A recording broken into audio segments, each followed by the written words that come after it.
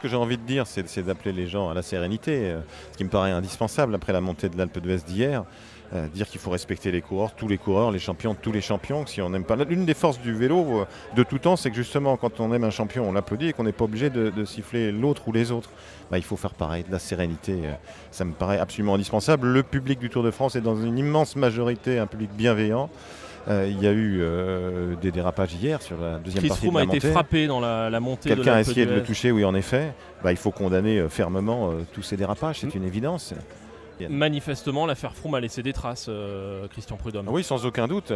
Ces mois et ces mois d'attente, ces mois et ces mois de doute et donc de suspicion ont laissé des traces considérables, sans aucun doute, oui. Il y a encore des doutes. Des spectateurs nous disaient hier, on n'a pas envie d'apprendre dans 4 ans que Froome était un tricheur comme on l'a appris pour Armstrong. Les gens ont du mal à y croire, certains en tout cas. C'est justement pour ça qu'il faut que les instances internationales reprennent le problème à bras-le-corps et que ce qui a déjà été évoqué par David Lappartient, le président de l'Union cycliste internationale, il n'y ait plus ce type d'appellation contrôle anormal ou en tout cas, s'il y a toujours contrôle anormal, qu'il y ait une suspension provisoire. Il faut évidemment aller vers ça et les instances doivent s'y pencher très très vite, mais c'est ce que souhaite David Lappartient.